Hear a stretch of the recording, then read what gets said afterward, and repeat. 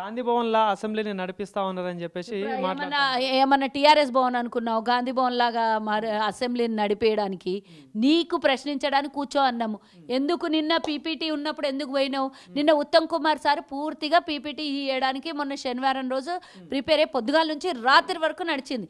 ఎక్కడ గైబైపోయాను ఆయన ఇచ్చినప్పుడు మీరు ప్రశ్నించడానికి మైకులు లేకపోతే నోరు లేదా మీకు? అట్లీస్ట్ ప్రశ్నించే అవకాశం ఉంది కదా మీకు.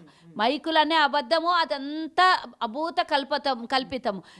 హరీష్ రావు అనే నేలక మీద అసలు అబద్ధం అనేది రాసి పంపించింది దేవత రాసిదో దయ్యాలు రాసిన నీకు తెలుసు. కానీ నోరు తెరిసే పచ్చబద్దలు ఇష్టం వచ్చినట్ల రాహుల్ గాంధీకి ఊరేస్తాడంట, రేవంత్ రెడ్డికి ఊరేస్తాడంట. ఏం మాట్లాడతాడు? అదే అంటాం. నిన్న కేటీఆర్ గారు కూడా 2 లక్షల ఉద్యోగాలు ఇయ్యనందుకు రాహుల్ గాంధీకి ఉరేయాలా, బీసీలకు మోసం చేసినందుకు వేయాలా అని చెప్పేసి రెడ్డి కేసీఆర్కి ఉరేయాలని అంటే 10 సార్లు ఉరేయాలని కవిత అంటది, వీళ్ళందరూ అంటారు.